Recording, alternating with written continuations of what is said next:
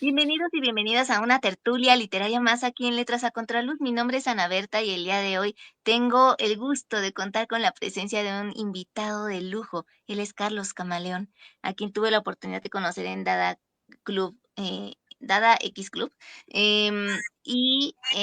Bueno, fue algo maravilloso estar en esa 65ª edición de Poemarte. Em, la última, tengo entendido, pero no quiere decir que no siga habiendo más eventos organizados por ustedes en ese espacio y en muchos otros. Vamos a empezar con su semblanza y posteriormente nos seguimos con las primeras preguntas y la lectura que nos va a obsequiar el día de hoy. Carlos Camaleón es escritor, promotor cultural, director fundador de la editorial y sociedad artística La Sangre de las Musas, productor y creador de eventos como el Festival Poemarte, la Feria del Libro Alternativo y recientemente la Feria del Libro Independiente en la Cámara de Diputados. Tiene 43 libros publicados en solitario de diversos temas, variando cuento, novela, ensayo y poesía. Ha participado en más de 50 antologías, destacando su participación en editoriales como Sangre y Cenizas, Generación, Magon, Marvin, Revista Castálida, Clarimonda, Vodevil Ediciones, Vitrali, entre muchas otras. Pues agradecemos que haya aceptado esta cordial invitación y bueno, nuestra primera pregunta va en torno a el significado que ha cobrado la poesía en su vida desde que descubrió que era ese el camino que quería seguir y que pueda contarnos un poco acerca de ese encuentro con la poesía. ¿Cómo es que usted decide acercarse a este mundo literario, poético y no solo ser escucha, sino también compartir sus letras a través de la escritura? Bueno, antes que nada agradecer, estimada Ana Berta, muchas gracias por este espacio y pues muchas gracias a la gente que nos vea, que nos escuche. Realmente pues es a veces tomar un tiempo para este tipo de cosas, para la poesía. Y ciertamente pues Poemarte era parte de eso cada mes. Y como bien dices, bueno, pues seguiremos adelante, ¿no? Con algunas otras cosas que ahorita pues les vamos a mencionar. Y pues fíjate que yo estuve pensando en relación a esta entrevista, cómo llegué a la poesía, y en realidad a mí siempre me gustó la poesía a través de la música. El primer acercamiento que yo tuve con la poesía fue a través de tanto Facundo Cabral como Alberto Cortés, pero especialmente Cortés adapta dos textos de Neruda, que son el poema 20 y el poema 15 que todos conocemos, que son algunas de las obras poéticas más conocidas, pero en ese momento pues yo la escuchaba y la verdad creo que muy pocos poetas han escuchado estas versiones de Alberto Cortés, y las hemos escuchado en muchas versiones musicales. Yo me acuerdo hasta una con Anabanta en la escena gótica, pero bueno, hay muchas versiones. A mí me encantaba eso. Me encantaba mucho la bohemia cuando era muy jovencito. Estamos hablando, tenía, ¿qué te gusta? 11, 12 años. Y para serles honesto, yo estaba mucho en la iglesia en ese tiempo. Yo era parte del grupo de teatro de la iglesia. Y había un amigo que tocaba la guitarra, que se llamaba Carlos también. Entonces yo era el niño que estaba ahí frente a su amigo, pues escuchándolo, pues con poesía, con rolas que son poesía, desde mi punto de vista, pues de Serrat o de ¿qué les gusta? Un Pablo Milanés, ¿no? Este tipo de cosas, y les digo, pues lo que yo tenía de bagaje con Cabral y con Alberto Cortés. Entonces, poco a poquito esta bohemia me fue llevando a las letras, a la belleza de las letras, y empezar a buscar letras escritas. Entonces, el primer libro que compro en la primaria, imagínense, pues fue La Divina Comedia. Entonces, ese fue el primer libro así con mi dinero, que no me lo impusieron, que no me lo compraron mis padres, sino que yo escogí comprarlo, y pues fue una delicia, ¿no? Este amor que siente romántico, pues el personaje y el autor, que va hasta el infierno, hasta el cielo y al purgatorio por Beatriz, pues pasando por un montón de cosas, me hizo pensar mucho en la poesía, ¿no? Como un camino. Y muchos años después, de los textos que empecé a recopilar de esos tiempos, tanto publiqué cuento, publiqué novela y desde luego lo primero que publiqué por la extensión y la facilidad de esos tiempos, tecnológicamente hablando, pues bueno, fue la poesía, ¿no? Pero sí, ya hablamos de por ahí del 96, 97, que empecé ya a publicar textos, ¿no? ¿Qué le parece si nos comparte la primera lectura que nos preparó para el día de hoy? Sí, con mucho gusto. Fíjense que por azares del destino, esto no pudo haberse planeado, traigo un libro que se publicó en el 2006, que es un libro de mi autoría, donde hablo un poquito de cómo me relaciono a diferentes etapas poéticas y vienen textos representativos de aquellos tiempos, ¿no? Entonces les voy a leer algo de esa primera etapa que fue la generación de los ablucionistas, les digo 96, 97, y esto se llama Tu aroma. Tu aroma se confunde con el ruido de la lluvia y todos sus fragmentos de cielo, se confunde con el brillo acuoso de tus ojos, con el aliento de este capuchino, se confunde entre las notas del bossa nova, se confunde entre tus labios, entrelazado a tu cuello, se confunde entre las flores, entre los perfumes ajenos, pero está ahí diciéndome cosas al oído, piel celeste, estás ahí, hipnotizándome, atrayéndome, magnetizándome, con sabor a sal de mar, con sabor a miel de humo, seducible, seductor, etéreo, tu aroma. Mm, Pues un buen Bien, inicio con este sí, poema sí. que estás comenzando a compartirnos y me gustaría que ahora nos hablaras de cómo em, encuentra esos referentes literarios que sin duda alguna van permeando la obra, nos demos cuenta o no, y qué podría decirnos que rescata de cada uno de esos maestros que tomó como suyos. Pues fíjense que en realidad siempre he recomendado para toda la gente que de repente me dice, ¿qué consejos puede dar para escribir o qué lecturas? Siempre recomiendo a Rilke, a Rainer Maria Rilke, con el libro de Cartas a un joven poeta.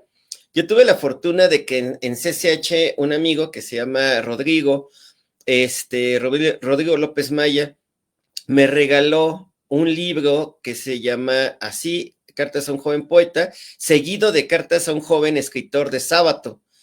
Entonces, para mí fue impresionante leerlos porque fueron maestros muy cálidos, maestros que cobijaban a los jóvenes autores, pues pensando que nadie puede decirte si tus textos son buenos o si tus textos son malos. Dice Rilke, mejor pregúntate en el momento más oscuro de la noche, un momento de intimidad, donde estés a solas, ¿debo escribir? Y de esta pregunta, pues vienen muchas preguntas, ¿no? Que podrían ser, por ejemplo, ¿qué pasa si no escribo? Y de ahí, pues bueno, yo derivo muchas cosas, ¿no? Esto lo imparto en mis cursos de narrativa, ciertamente, aunque les digo, este es un texto para poesía, en realidad nos sirve a todos los escritores, ¿no? Realmente vale la pena pensar en qué pasa si no escribo, o sea, no pasa nada, me pongo enfermo, me siento mal, me pierdo de un hobby, me pierdo de una forma de expresión, de una forma de hacer dinero, de una forma de ganar algo, el mundo se pierde de un genio, ¿no? O sea, hay mil cosas que pueden pasar, pero eso lo descubrimos cuando reflexionamos un poquito de qué estoy haciendo, qué es lo que voy a hacer con esto de la poesía. Y pasando el tiempo, a mí me toca ver una película de Eliseo Subiela que se llama El lado oscuro del corazón. Hoy día ya mucha gente lo toma como un cliché, aunque muy pocos han visto la 2, que a mí sí me sigue gustando mucho. Con el regreso de Oliverio ya viejo, ya más grande, 10 años después, ya calvo y en andanzas todavía, ¿no? Pero bueno, estos parteaguas a mí me ayudan a buscar muchas cosas ahí, buscando poesía de Benedetti, poesía del propio Oliverio Girondo, que inspira el personaje de la película, buscando muchos poetas que de pronto, pues bueno, empiezan a llenar los libreros y me doy cuenta de que me gustaría escribir. Entonces empiezo a escribir y empiezo a leer lo que escribo. Esto que les acabo de leer fue leído en multitud de cafés en una época donde no había foros, una época donde no había tantos espacios para la poesía. Hoy vivimos un momento que yo platicaba con Rojo Córdoba, que es un eslamero de hace muchos años. A él sí lo vi empezar y empezamos por ahí. Decía él que estamos viviendo un momento muy interesante del movimiento poético, porque hay tantos foros y tantos poetas, ¿no? O sea, esa es una cosa interesante. Lo que no hay, es lo que yo respondo, es no hay público. O sea, el público de estas sesiones son los mismos poetas. Pero cuando se empieza a generar público, es interesante. Y a nosotros nos tocó generar los espacios para que existiera todo esto. Entonces andábamos tal cual en la calle, con las debidas precauciones, porque a veces las autoridades pues no entienden que estás leyendo poesía, piensan que eres un rolero, aunque no teníamos guitarra ni mucho menos. Entonces, sí había como persecución en algunas partes. Terminamos en Coyoacán, en cafés de Coyoacán. Este texto que les menciono, pues se leyó en muchos cafés, algunos ya ni existen. Hoy que, bueno, acaba de pasar la Filco, y estuve recorriendo Coyoacán y realmente es un Coyoacán un poco diferente o creo que bastante diferente a lo que nos tocó a nosotros. Y en el Jardín de Arte de Sullivan, ahí encontramos un pequeño foro con los pintores. En Sullivan nos dieron chance los pintores de poner nuestra bocinita, un pequeño ampli, y decir poemas, sin pedir nada a cambio, ¿eh? Nosotros no pedíamos dinero, no eran tertulias para beber, no era, o sea, realmente era tomarte un café y leer y compartir, porque ni siquiera teníamos libros, ¿eh? O sea, todo era traerlo en una hojita, a veces a mano, y escribirlo y leerlo. Entonces era un placer por la lectura y por crear poesía y conexión con público, que iba a otra cosa, ¿eh? O sea, realmente a lo mejor es un poco invasivo, pero llegábamos y leíamos, tampoco era mucho, o sea, leíamos 1 o 2 poemas cada quien y nos retirábamos. Entonces la gente a veces nos invitaba a sentarnos, a veces nos decían, oye, pues quieres un café, platícame, ¿por qué eres poeta? ¿No? ¿Qué haces aquí? Y en Coyacán nos dieron chance los mimos, que hoy día un mimo que en esos tiempos ya estaba de la Asociación de Arte a Cielo Abierto de Coyoacán, que es Moisés Miranda, terminó siendo mi alumno muchos años después y hoy día mi amigo, un gran amigo que abre todavía el espacio con mayor hincapié para la poesía, más organizado. En ese tiempo, pues les digo, éramos jóvenes y realmente llegábamos un sábado, un domingo, y nos poníamos a leer, ¿no? Entonces, eran tiempos muy diferentes, muy distintos, ¿no? Les digo, no había foros como tal, como hoy. Entonces era un poquito más difícil, no había estos medios impresos para hacerlo digital, entonces era muy difícil publicar un libro y que alguien te quisiera publicar un libro de poesía, ¿no? Era muy difícil también. Pues surgen preguntas de todo esto que nos vas comentando y platicando. Y la primera de ellas es, ¿por qué ser poeta? ¿Por qué tú decides que la palabra poética es el medio de expresión por el cual tú encuentras ese camino donde en verdad te encuentras a ti mismo, te reconoces en la poesía? Fíjense que en realidad yo sí tenía, desde esos tiempos tenía esa bifurcación de camino que al final no creo que lo haya terminado siendo, pero sí un gran amigo que es Rafael Ángel Gómez Choreño, que es filósofo. En ese tiempo era mi compañero en la facultad y me decía, es que tú no eres poeta, tú eres escritor, tú no eres un poeta. Para mis amigos evolucionistas, que en ese tiempo estamos hablando de Jorge Contreras, que hoy dirige el festival a Rodríguez Galván allá en Tizayuca, Hidalgo, y de Gerardo Castillo, pues realmente para ellos fue fuerte. O sea, me decía, es que eso es muy duro, ¿quién le dice eso a alguien? Y yo decía, no, es que yo sí, verdaderamente, porque en ese tiempo yo hacía artículo periodístico, estaba en el Excelsior, en el viejo Excelsior, en el edificio viejo de Excelsior. Estábamos haciendo un cómic para Excelsior, yo estaba escribiendo muchas cosas que no eran poesía. Yo tenía muchos proyectos de novelas, desde ese tiempo yo ya impartía cursos sobre el tema de vampirismo y tenía muchos esbozos de textos de vampiros que después me harían un poco más conocido. Entonces, yo lo que llegué a formar bien desde un inicio fue mi vocación de cuentista. Entonces, todos mis textos tienen una estructura de historia. Entonces, sí considero que tal vez mi vocación primera sea la de cuentista, pero como escritor, la verdad sí me autoimpuse el reto de escribir sobre cualquier tema, escribir sobre todo y explorar géneros. Cuando era joven exploraba géneros, ¿no? A ver qué salía, si escribía una novela, si escribía un cuento, qué tan complejo podría ser. Entonces, eso era descubrirlo. Pero conforme pasaron los años, hoy día, pues bueno, ¿qué sucedió? Pues bueno, que domino varios géneros. Entonces, es muy interesante porque ya empiezas a hacer cosas por encargo, ya empiezas a trabajar en medios, empiezas a hacer otras cosas, ¿no? Entonces dejé de publicar poesía muchos años. Aquí en La Sangre de las Musas vienen, porque la verdad yo tengo muy mala memoria, y la verdad es que no soy un caballero, pero sí tengo muy mala memoria. Entonces, miren, aquí tengo 3, 4, 5 libros de poesía con este 6, y después de esto publiqué otros 4.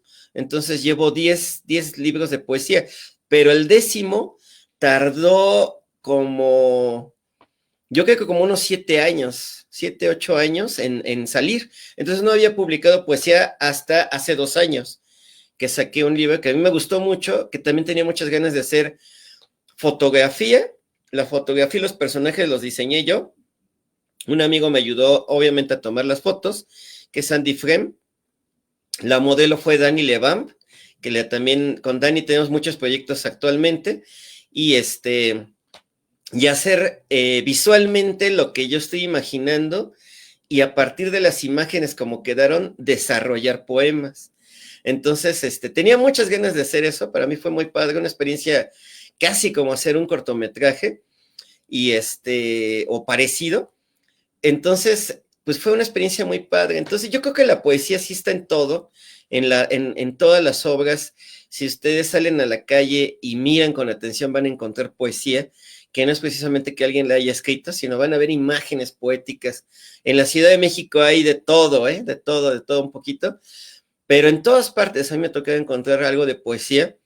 Pues vivir esta experiencia de escuchar también a muchos poetas, que parte yo hacía Poemarte para escuchar, no tanto para leer. La verdad es que yo en Poemarte muy rara vez leía, más bien yo lo que quería era escuchar nuevas voces, y es una experiencia muy diferente escucharla que leerla. A veces es pues interesante escuchar al autor, que a veces llora, que a veces siente, que a veces se ríe, que a veces recuerda lo que está leyendo. Entonces, eso pues me hacía parte de, y eso con la generación de los evolucionistas lo que fuimos construyendo fue pues un grupo de gente que nos atrevimos a hacerlo, y de alguna manera me reconocían como poeta, pero yo pienso que sí, al final mi amigo Rafael tenía razón, y sí, más bien soy escritor. Entonces, dentro de las ramas de la escritura, pues estamos en esto de la poesía.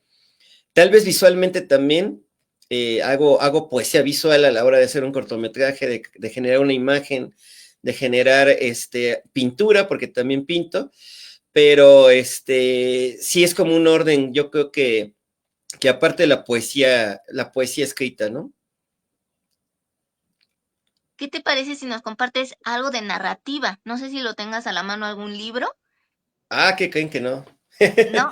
Así no, solamente tengo el de poesía, Ok, pero les digo, hay muchas cosas que pueden, sí, sí, sí. pueden entrar por ejemplo, este fue de mi segundo libro de poesía, Ok. se llama Me olvido del dragón de Cómodo. Vagabundeo en tu placer, esnifando el silencio entre tus piernas, ocultándome, bautizándome, queriéndote. Agoto mi forma de respiración, mi propósito. Olvido los ruidos, mientras me observan las sombras sagradas de la persecución, las aguas y sus secretos, las succiones y los suspiros, y mientras me pregunto cuánto estás dispuesta a permitir, me llamas alquimista. Ja, tú me llamas alquimista. Entonces ahí hay Mm, como cierta estructura. La verdad es que sí los leo y sí pienso que tienen estructura de como historia, ¿no? Un poquito. o que de ahí puede surgir un cuento. Em, Ahora nos hablabas de los públicos, que siempre, y también yo lo he notado, estamos escuchándonos entre poetas, lo cual no es malo, pero también sería muy grato ver personas de otras profesiones, de otros oficios, que están interesados en escuchar poesía. ¿Cómo generar ese público desde tu punto de vista? ¿Qué estrategias tú has empleado para atraer a personas diferentes al medio literario? Pues fíjense que eso sí es una chamba de constante. Yo la verdad me dedico a esto, a la promoción y a lo que amo verdaderamente, que es hacer arte y hacer y ayudar a otras personas a que lo puedan realizar y presentarse y demás. Entonces yo la verdad sí estoy 24 horas al día clavado en esto, ¿no? Entonces, de repente es postear a las 3 de la mañana, de repente es levantarte a las 5 o 6 para responder mensajes, la gente pide informes, la gente quiere saber, hay que tener diseño, ¿no? Hay que tener un buen diseño de propa. En el caso de Poemarte siempre fue un espacio muy plural, nunca se casó con alguna editorial o con alguna tendencia o alguna cosa. Entonces tuvimos Poemarte feminista, tuvimos Poemarte de realismo sucio, tuvimos Poemarte de temáticas como la muerte. Obviamente hubo mucha temática dark porque también formó parte de la escena oscura, pero había de todo, de amor, de tristeza, de desamor, de todo, ¿no? Entonces también yo creo que la variación de temas es lo que nos ayudaba mucho a generar nuevos públicos. Y la gente poco a poco iba llegando. También la constancia, ¿no? Mantener un lugar, un horario, que en el caso de Dada X, pues lo habíamos logrado. Muchos años antes, hace 10 años, lo logré consolidar en el Luta Paranoid, que era un lugar que ya no existe, que estaba en la colonia Roma. Entonces, en la colonia Roma era el último jueves de cada mes, ahí teníamos Poema Marte, ¿no? Entonces sí empezaba a generar cosas interesantes, entre ellas público y otra cosa interesante, ventas para los escritores, porque también muchos escritores pues viven de esto, algunos no, algunos tienen algún trabajo, algún otro oficio, pero, o profesión, pero sí una venta era importante, entonces empezaba a generarse eso y de ahí saltamos a producir también libros de Poema Marte. Entonces empezamos a hacer, sacamos una primera antología muy plural también, con muchos autores, autoras, y después ya fuimos por temas, por ejemplo, sacamos el de muerte, de hecho sacamos dos de muerte, sacamos el de sueños, sacamos el de la tristeza, el homenaje a la tristeza, entonces sí, Poema Marte se empezó a diversificar y ya también a generar más público porque había gente que leía los libros, se enteraba de que había un evento y quería conocer a los autores de los libros. Entonces, poco a poco sí se generó un público y la gente buscaba el espacio, ¿no? También para leer, o sea, también era gente que iba a escuchar y de repente a leer. Y lo más interesante es que llegaba gente lectora, es decir, poetas que en alguna ocasión participaron y les preguntaba, oye, ¿vas a participar? No, yo vengo hoy a escuchar, hoy vengo de cliente. Entonces, eso era muy padre, porque a veces el ego no deja a los autores, ¿eh? También eso es una cosa terrible, que a veces hay autores que, no, yo no puedo pasar primero porque yo soy el maestro, no sé qué, y no sé, no puedo darme ese lujo, ¿no? Y cosas así, que pasen fulano, y ya después yo, ¿no? Y entonces sí era así como lidiar un poquito con los egos, pero hay mucha gente que poco a poco se va separando de eso y aprende a ir, pues precisamente a escuchar, ¿no? Que es parte de lo que nos nutre también como escritores y como poetas, ¿no? Como personas, diría yo, porque Sí. no solo es dentro de la poesía, sino es importante tener esa escucha atenta en todo momento eh, que estamos en diálogo con otro ser. ¿Cuál es la función del literato y del poeta en el mundo actual? desde tu punto de vista? Bueno, yo creo que desde siempre la poesía ha sido aleccionadora, ¿no? Ha sido pues una de las venas responsables de que nosotros pensemos y cambiemos, ¿no? Una crítica social, una crítica espiritual, ¿no? O sea, realmente la poesía es esa reserva ecológica de todos nosotros que de alguna manera debemos de cuidar y mucho lo echamos a perder, como el planeta en general, ¿no? Lo que vemos en el planeta, pues a veces lo vemos en nosotros mismos. Entonces, mucha gente que no lee poesía, cuando encuentra la poesía, es como cuando de repente salimos de vacaciones y decimos, ay, qué bonito es el mar y qué bonito es el bosque, qué bonito es la playa, pero en tu casa no haces nada por cultivar un árbol, ¿no? Entonces, un poquito es eso. Yo pienso que la poesía es eso. Y pues no hay que olvidar, siempre lo recalco, que la poesía es fundacional. La poesía fundó naciones, fundó identidades, ¿no? Grecia no sería Grecia, la Grecia clásica, la Grecia que nos dio la ciencia, que nos dio la filosofía, si no hubiera habido poemas épicos como la Ilíada y la Odisea, ¿no? Y hay poemas así que han creado naciones, como por ejemplo el poema del Mío Cid para España, o qué ha pasado con diferentes naciones, ¿no? Por ejemplo, todo Medio Oriente a través del poema de Gilgamesh cobra una identidad, ¿no? Entonces hay mucha poesía que ha fundado naciones. Lamentablemente, yo creo que muchos de los problemas de México actuales son la carencia de una poesía fundacional. Creo que es importante retomar a López Velarde, por ejemplo, con Suave Patria, y más que el himno nacional, que es una contradicción, espero que esto nadie lo malinterprete, porque México es una nación pacifista y el himno nacional es un himno de guerra, que surge en un momento histórico completamente diferente al de nosotros. Creo que sí falta esa identidad mexicana poética. Y mientras sigamos menospreciando la poesía y decir, ay, ¿poesía para qué? ¿No? ¿De qué sirve la poesía?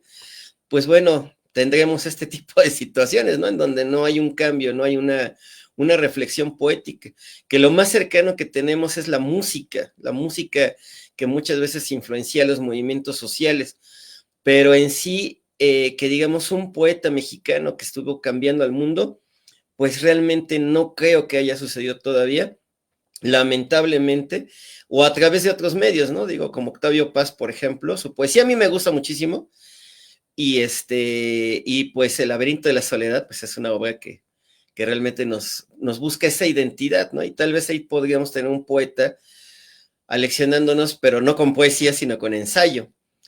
Entonces, pues la gente no lo lee. Eso es lo malo, ¿no? Pero sí, yo siento que mucha de la carencia de identidad mexicana es debida a esa debilidad poética, que no hay una poesía fundacional mexicana. Hay excelentes poetas, desde luego hay poetas prehispánicos que no son mexicanos, obviamente, porque no, a ellos no les hubiera gustado ser conquistados y ser llamados por otra nación, que yo admiro mucho a Nezahualcóyotl, ¿no? Que es el rey poeta. Pero sí, yo creo que la poesía es este cambio que socialmente pues nos ha hecho actualmente, históricamente, lo que somos, ¿no? Y vean, digo, ya estoy hablando de México, pero vean una cultura como la gringa, donde no hay poesía actual, ¿no? O sea, no hay poesía. Entonces es terrible, o sea, realmente es un caos todavía peor, ¿no? Con respecto a esta palabra que mencionas y que considero muy importante, la identidad. ¿Cuál es la identidad que tiene hoy en día Carlos Camaleón de la que te ha dotado la poesía y la narrativa? Pues fíjense que ahí sí, todos los poemarios han tenido su propia identidad. Cada uno ha tenido su propia voz, su propia inspiración. Ha habido poesía erótica, ha habido poesía como de desamor, que ahí tengo uno que se llama Amor Residual. Está de La Sangre de las Musas, que les digo es como una compilación ahí bastante ecléctica, porque también pues llegué a publicar Realismo Sucio con el fanzine de los Avengers, que realmente mucha gente me leyó ahí, y fíjense que ahí sí publicaba con seudónimo, porque en ese tiempo me daba pena que leyeran esas cosas y dijeran, eso es Carlos Camaleón. También a lo largo del tiempo lo asimilé, y hoy día, pues bueno, es una de las venas que también cultivo, ¿no? Pero en su momento, pues sí publicaba con seudónimos, cosas así, ¿no? Pero sí es un caminar y encontrar, pues, lo que te gusta. Tengo otros seudónimos y otras identidades para otras artes, ¿no? Por ejemplo, Carlos Edwin es mi seudónimo para pintura, artes visuales, Tony Pernés es mi seudónimo para cine, pero en literatura, todo lo literario, pues sí lo firmo como Carlos Camaleón. Y entonces a lo largo del tiempo ha sido una identidad diversa porque mucha gente me conoce a lo mejor por un tema, por mencionarles novela negra, que últimamente me sorprendió que en un evento gótico, que fue el aniversario del maestro Oscar Maya, me buscaron, específicamente una chica iba buscando mi novela negra de Besos, Balas y Secretos. Y yo así de, pues no lo tengo, ¿no? Y está agotado actualmente. Entonces, hay gente que me ubica por otros temas y me dice, ¿a poco escribes poesía? ¿No? Y al revés, hay gente que me ve organizando en Poema Arte y no me saca del ámbito poético, ¿no? Entonces, cuando descubren un ensayo o me ven en alguna revista, pues sí, es así como, ¿a poco también escribes sobre cine o alguna otra cosa? ¿No? Entonces, sí es a veces rico porque la gente ve que pues, produces cosas diferentes todo el tiempo. Y lo que sí les digo, pues sí me había tardado mucho en sacar un libro de poesía, y eso sí sentía la necesidad de hacerlo. Solo que a veces el tiempo no da. O sea, a veces sí el tiempo le inviertes a los eventos, o le inviertes a alguna novela, o le inviertes a la difusión de otra cosa, y pues te vas perdiendo un poquito, ¿no? Pero las ganas nunca faltan, ¿no? Las ganas siempre están ahí de seguir haciendo y seguir en esto de la poesía. ¿Qué te parece si nos compartes uno de tus poemas, de esos que a lo mejor no te conocen tanto desde esa vena poética, pero que también A ver, la vamos vas a ver qué es formando, la posible. vas construyendo? Miren, este es de mi primer poemario. Curiosamente, es un poemario que saqué a la muerte, que se llama De Viva Muerte.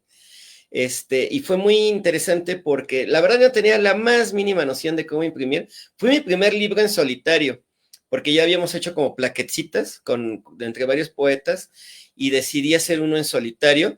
El impresor hizo cosas horribles y me entregó un libro muy chiquito, un libro así tamaño como cuarto de carta, con el dinero que le habíamos dado. Por alguna extraña razón sacó 400 ejemplares.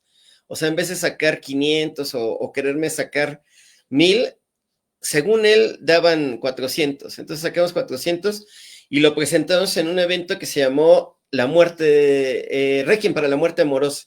Que tuvimos la fortuna de que estuviera Rita Guerrero ahí en el evento con el ensamble Galileo y muchas bandas musicales. Y ahí presenté este libro y ahí mismo se agotó, se murió, obviamente. Este es un poema que se llama Larvas mirando el horizonte. Larvas mirando el horizonte, cuernos de mandril desdibujados, el escarabajo violín tratando de subir por la falda de una torre muy alta, principio del dios sangrante, y los oscuros que se callan todo, alas debajo de gabardinas negras, labios ensortijados con salamandras, duendes y espinas rotas, mendigos que deberían ser reyes, vacas y cerdos en los tronos esperando el rugir de la última trompeta. ¿Acaso ha muerto la cordura? Ahí está. Muchas gracias por compartirnos este poema. Y me gustaría que ahora pudiéramos ahondar un poco más en esta otra faceta que es la del cine. ¿Qué te lleva a querer convertirte en, pues, este creador también de imágenes que queden en el recuerdo, en la mente, en el corazón de quienes lo ven? ¿Y cómo se traduce esa pasión que sientes por el cine con relación a lo que sientes cuando estás en el medio literario, en la poesía? Sí, pues la verdad es que es un proceso completamente diferente. Por eso me gusta hacer distintos tipos de cosas, porque es un proceso muy diferente. Es tener un equipo de gente. Como les decía, yo había hecho mucho teatro. De hecho, desde los 11 años hasta los 16, 17 años estuve en este grupo de teatro que les menciono, que a mí me forjó, o sea, realmente me formó mucho para empezar a dar cursos, tener expresión, poder conocer más del medio de actuación y posteriormente empecé a tomar otros cursos, que acá pues tuve la fortuna de contar con David Arechavaleta Vázquez y después estuve con David Zabaleta. Entonces estuve trabajando mucho teatro hasta que llegó el punto en que empecé a desarrollar cortometrajes. Entonces hice muchos cortos, hice uno de los cortometrajes, de los primeros cortometrajes cyberpunk mexicanos, que se llama Intravenosa, y a la fecha pues mucha gente lo ve como un animal mitológico, ¿no? ¿De a poco sí existió? ¿A poco sí llegó a pasar eso, ¿no? Y pues en su momento lo pusimos en diferentes ferias, en festivales de cine, en universidades, a veces todavía lo proyectamos y hay muchos cortos que fueron hechos con otras finalidades, ¿no? Por ejemplo, tuvimos uno comedia, que ahí tuvimos la participación de un comediante hoy día famoso, que es el tío Robert, que se llama Una Dimensión Extraterrestre, y era una taberna espacial y todo era pues un poco jugar con el cine serie B, y hemos hecho más cosas, ¿no? Más cercano al expresionismo, hicimos Ya no me importa ser, que eso lo grabé en mi facultad, ahí en la facultad de filosofía, que siempre me parecía como un hospital psiquiátrico, con esas mirillas, en el edificio viejo, siempre que veía esas puertas y veías a través de las mirillas, pues era como ver especímenes locos, ¿no? Que estaban ahí divagando acerca de algún tema. Entonces conseguimos grabar ahí. Hicimos muchas cosas interesantes, creo yo. Hicimos la película de zombies, que es una cosa muy cómica, que se llamó ¿Quieres ver ganar a los zombies? Y es una película completamente homenaje al cine de ficheras, al cine, pues de zombies serie B también, jugando con muchas referencias a películas de zombies. Y hace 2 años presenté un corto que está basado en una obra mía, que mucha gente piensa, pues ha de ser muy fácil adaptar un texto tuyo, pero no, la verdad es que sí era difícil, sobre todo porque es uno de los textos que más le han gustado a los lectores, que siempre la gente me ha felicitado por ese texto. Entonces era tratarlo con pincitas, porque si la gente decía que no le gustó, entonces pues estaba en un problema, ¿no? Afortunadamente sí gustó y ganamos un premio que fue el premio Zombie Award a lo mejor del terror. En este caso nos dieron el premio como mejor cortometraje de aquel año, el mejor cortometraje de terror, y es de vampiros, es de vampiras, específicamente una mujer. Y no les puedo spoilear mucho, pero no es vampirismo animal, sino es como vampirismo vegetal. Entonces sí es una idea un tanto original. Y eso fue de un libro que publiqué que se llamaba Vampiros y otras adicciones. Entonces sí ha sido pues un camino interesante hacer cortos. Hicimos un documental también por ahí, homenaje a Bukowski, que acabamos de presentar después de hace muchos años.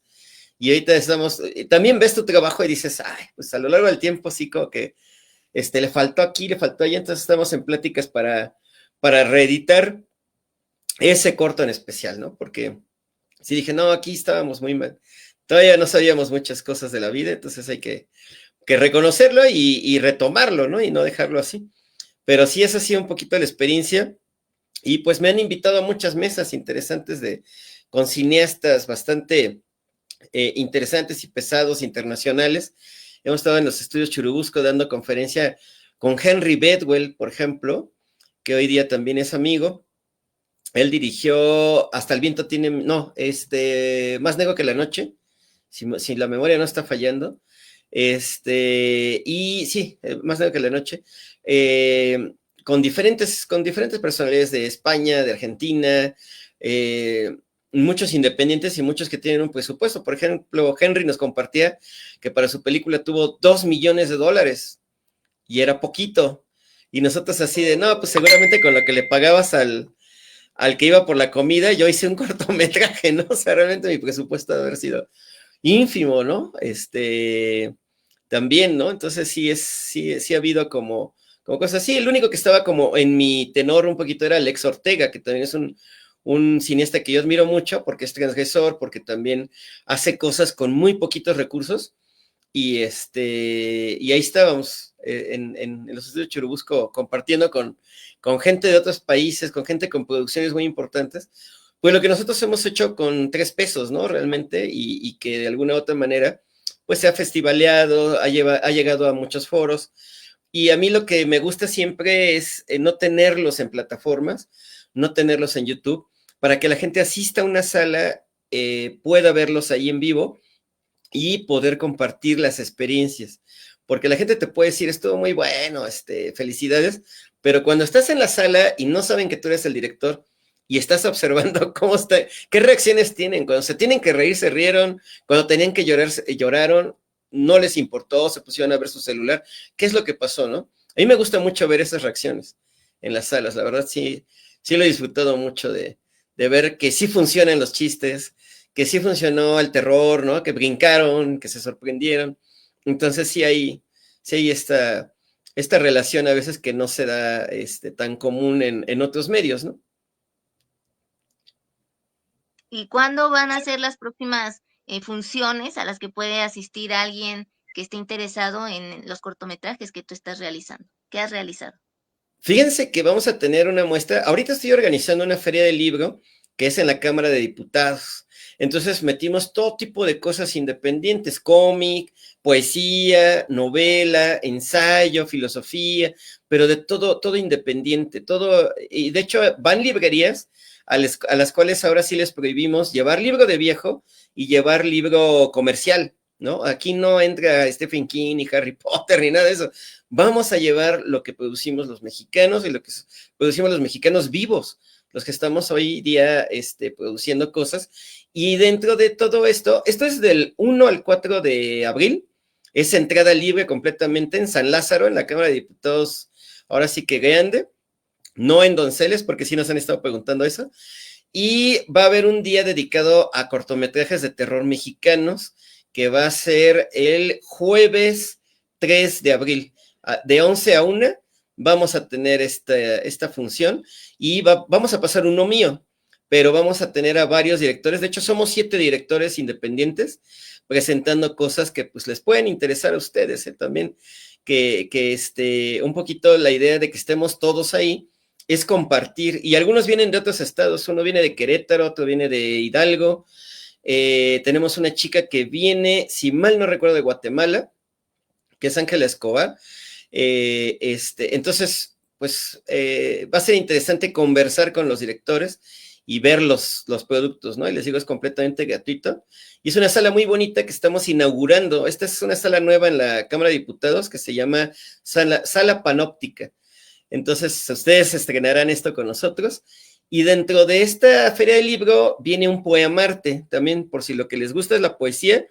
El martes 1 de abril a las 11 de la mañana, de 11 a 1, vamos a tener este poemarte, donde vamos a tener algunos poetas invitados bastante destacados, pero cada uno con un estilo muy diferente. Y esto va a ser conducido por Alejandra G. Rosas, conocida también como Lex Luna. Todo el evento va a estar conducido en el escenario principal por Alejandro Gallardo y vamos a tener conversatorios con escritores pues más conocidos, que tienen mayor proyección o que llevan más años, que tienen cosas interesantes que contarnos en la sala Panóptica también. Y ahí va a estar nuestro compañero Dante Olivos, va a estar el maestro Joel Gustavo Rodríguez y la autora Laura Rebeca conduciendo esa parte. Entonces va a estar muy interesante. Ahorita ya tenemos el evento de Facebook, por si quieren echarle un ojito y nos visiten. Les digo, todo esto es entrada libre y va a haber stands que van a ser mesas de venta de solo material independiente con los autores ahí presentes para que, pues ahora es que les puedan firmar, ¿no? Que les puedan comentar también su obra. Ahora, con respecto al ensayo, ¿en qué elementos se debe enfocar uno a la hora de escribir un ensayo? Pues bueno, obviamente el ensayo gira en torno a un tema, ¿no? El ensayo es esta parte no tan clavada como un tratado, por decirles, una disertación, pero tampoco tan ligero como un artículo, ¿no? Un artículo que puedes encontrar en una revista, sino que es algo más profundo, algo intermedio entre estas dos cosas, pero algo más profundo que un artículo. Y en el ensayo, pues podemos encontrar muchos temas. Por ejemplo, yo publiqué un libro de ensayos que se llama No somos tribus urbanas, que también fue una delicia porque mucha gente empezó a pedirme el libro y invitarnos a escuelas a platicar sobre el libro. Entonces era académicamente muy interesante porque más que a los estudiantes les interesaba a los profesores. Entonces, pues esto nos abrió las puertas de muchos lados. Y también tengo ensayos, por ejemplo, de cine. Hice un librito documental sobre Alejandro Jodorowsky, que es el único libro de cine de Alejandro Jodorowsky que se hizo en México hasta el momento. Hay otro en Italia y hay otro en España, pero en México soy el único autor que pudo tener la fortuna de hacer esto, e incluí una entrevista sobre Jodorowsky. Entonces, de alguna manera, el ensayo nos lleva a gente que se apasiona por el tema. Y pues yo creo que es lo primero en que hay que concentrarnos, así en la figura del tema y empezar a trabajarlo, ¿no? Que es un tanto reflexión, un tanto documentación. Sí es opinativo, el ensayo sí es un género opinativo, ahí sí doy mi versión de... Por eso No somos tribus urbanas está en primera persona, porque se cuenta desde adentro, ¿no? No somos tribus urbanas y ya empiezo a relatar por qué, ¿no? O a explicar por qué. Pero sí, a mí sí me gusta mucho el ensayo. Hice mucho de artículo, sigo haciendo artículo. Acabo de publicar uno sobre David Lynch, que es un tema que a mí me gusta mucho y pues lamentablemente pues fallece este año el maestro Lynch. Y hice un texto sobre Salvaje de Corazón, que es una de mis películas favoritas, tanto de Lynch como en la vida en general. A mí me gusta mucho esa película. Entonces hice un artículo sobre ello. Pero les digo, pues es más breve, y es un poco menos clavado que un ensayo, ¿no? Ya casi para ir terminando, ¿cuáles son los retos que se te han presentado como gestor cultural? No, pues ahora sí que más bien, ¿cuáles no han sido los retos, no? Sí, hay de todo tipo de retos. Desde, pues financiar todo desde uno mismo, ese es un problema enorme, ¿no? Conseguir recursos, conseguir apoyos, conseguir la apertura mental, ¿no? También de todo esto, que en realidad pues sí ha habido, en muchos espacios hay gente muy consciente que está haciendo su trabajo muy bien y que afortunadamente hemos podido coincidir. Algunos, pues lamentablemente han fallecido en el camino, y otros pues siguen ahí adelante, otros ya se retiraron, pero lo importante es encontrar este tipo de gente que sí quiere hacer bien su trabajo, y estoy hablando de tanto el sector privado como el sector gobierno, para que no piensen mal, pero sí hay gente que te cierra el foro, ¿no? Para Poemarte, por ejemplo, varios espacios que son bares culturales, entre comillas, pues no querían el evento porque decían que quién iba a ir a escuchar poesía. Entonces era de, métele unas bandas, ¿no? No, o sea, realmente esto es para escuchar poesía. No necesitamos bandas. No, pues necios, ¿no? Y, por ejemplo, en Dada X, pues bueno, encontramos ese nicho, ese lugar donde le apostaron. Dijeron, bueno, a ver, vamos a confiar en ti. Y se hizo, ¿no? Y funcionó a lo largo del tiempo. Sí lo abrimos de repente a que alguien tocara, ¿no? Que alguien mostrara otro tipo de arte, por ejemplo, danza o teatro incluso, dentro de Poemarte, pero en sí el evento siempre fue ir a escuchar lecturas, ¿no? Entonces sí hace falta un poquito esa apertura. Ahorita ya hay más, ¿no? Que les decía, pues hay muchos foros, muchos espacios abriéndose a la poesía, y eso es muy importante porque es una parte del camino que a nosotros nos tocó picar piedra, ¿eh? Literalmente convencer a la gente de que se pudiera hacer. Fue difícil y pues también, ¿no? De repente la disponibilidad de la gente, que yo les juro, esto es un secreto, pero no le cuenten a nadie, en Poemarte yo invitaba alrededor de 70, 80 personas. Todos decían que sí. Todos, 80 personas decían que sí. Sí voy a leer. De esas 80 personas llegaban alrededor de 35. Entonces sí era terrible, porque por un lado hay gente que se queja de que no se le dan foro, de que no se le da espacio, y por otro lado, de pronto, pues esta gente no va. Y hay gente muy linda que de verdad tuvo un problema, que de verdad es muy responsable y te avisa. Oye, ¿sabes qué? Tuve un problema, no voy a poder llegar, ¿no? Pero también te hablan por teléfono. Oye, ¿sabes qué? Quiero que escuches de viva voz, no por un mensaje, que estoy muy apenado por no ir. Pero de esos les puedo decir que son 10 y todos los otros más de 50 personas, pues simple y llanamente no llegan. O sea, se les hace fácil por lo mismo. Si no voy a voy al siguiente. Si no voy a este evento, voy al otro. Entonces es así de, pues siempre va a haber eventos. Entonces ya se hizo como muy comodino y esa es una de las dificultades de repente llevar un espacio que está dedicado a la poesía, porque tú dices, órale, pues 100 me dijeron que sí, entonces esperamos 100 personas mínimo y a la hora de la hora no llega ese aforo, ¿no? Entonces sí es difícil, es un poquito difícil. Ahora, eso es difícil de sopesar porque puede pasar esto que les digo es el peor de los casos, o pasa lo contrario, que sí lleguen los 100. ¿Qué haces con 100? Entonces era difícil porque entonces, que eso era muy raro, ¿eh? O sea, realmente eso pasó, ¿qué les gusta? 3 ocasiones en 65 ediciones. Entonces sí era muy raro, ¿no? Que llegaran realmente todos, pero sí es importante mencionar que uno de los topes para realizar este tipo de actividades son los propios poetas. La informalidad, ese tipo de cosas, los egos, ¿no? Cosas así, o las rivalidades que a veces, es que si va a ir fulanito, entonces yo no voy. Entonces sí es difícil tratar de mediar este tipo de cosas. Son algunas de las cosas con las que uno tiene que lidiar y que parecieran cosas muy pequeñas, pero a la hora de la hora, como no vino fulanito, ya no vino el grupo de fulanito. Y como está sutanito, entonces no van a llegar los otros. Entonces sí es difícil, porque al final tú no estás peleado con nadie y y estás en medio, ¿no? Así como yo no le puedo decir a él que no venga, ni te puedo decir a ti que no vengas. Entonces, sí es difícil tratar de ser tan plurales, pero les digo, pues son cosas que uno tiene que atravesar a veces en la realización de los eventos, y más, yo creo que en especial los de poesía, ¿no? Porque en eventos de música a veces sí es un poquito más fácil porque ya saben que tienen que ir a tocar, ¿no? Entonces ya saben que tienen como el compromiso hasta de equipo, ¿no?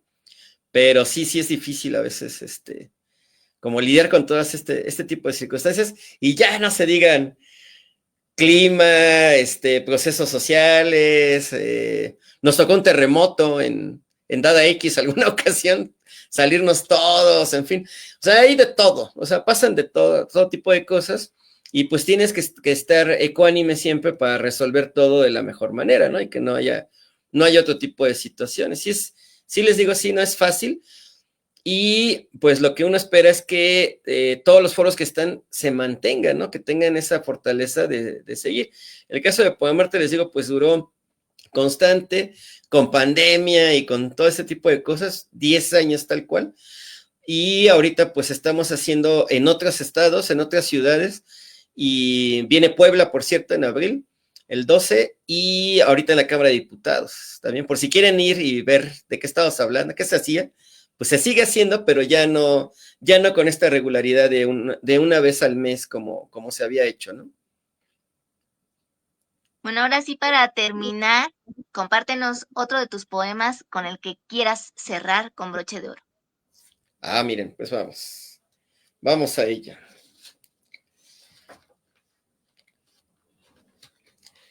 Dicen rumores paganos que en tiempos del paraíso había 2 árboles prohibidos, el árbol de la ciencia y el árbol de la poesía. Hombre y mujer comieron del árbol de la ciencia y desde entonces el árbol de la poesía se alimenta de Adanes y Evas. Muchísimas Así es. gracias, Carlos Camaleón. Y bueno, compártenos tus redes sociales donde pueden hallar más de información acerca de este evento que ya está más próximo, del 1 al 4 de abril, y los que tienes también ya planeados, planificados. Pues la verdad es que yo sí sigo creyente fiel en Facebook. Entonces me pueden encontrar en Facebook como Carlos Camaleón Escritor. También está el personal así de Carlos Camaleón, que en realidad es de trabajo. Y pueden encontrar el evento tal cual como Feria Libre Independiente en Cámara de Diputados. Y también está el Festival Vampírico, que ya viene. Y también está el de el Poemarte, el segundo Poemarte Puebla, por si son de Puebla, si andan por allá. Ahí nos pueden encontrar. En Instagram sí estoy como camaleón.carlos, pero la verdad es que subo muy pocas cosas, no estoy tan presente ahí, pero en Facebook van a encontrar toda la información, incluso de los invitados, quién va a leer en el Poemarte, por ejemplo, todo ese tipo de fichas, fotos. Nosotros ponemos como de los invitados la mayor información en los eventos de Facebook, ¿no? Entonces ahí nos pueden encontrar y pues estamos a sus órdenes, cualquier cosa. También tenemos la editorial se llama tal cual La Sangre de las Musas y estamos publicando siempre autores, autoras independientes. Pues muchísimas gracias también a quienes vieron este video en vivo, a quienes lo vean en diferido, por su atención, por su tiempo, por compartir con nosotros en este Día Mundial de la Poesía y también celebrando aquí desde la tertulia literaria en Letras a Contraluz con Carlos Camaleón. Muchísimas gracias también a ti por habernos brindado tu tiempo, tu atención y por habernos compartido todas estas experiencias, estas anécdotas y todo lo que tú has construido y sabes. Muchas gracias. Muchas gracias, Ana Berta. Pues un placer, realmente. Hacía mucho tiempo que no hablaba de todas estas cosas. Entonces, la verdad me sentí muy a gusto. Muchas gracias. Y gracias a todos los que nos vieron y nos verán, ¿no? Sí, Muchas muchísimas gracias. gracias.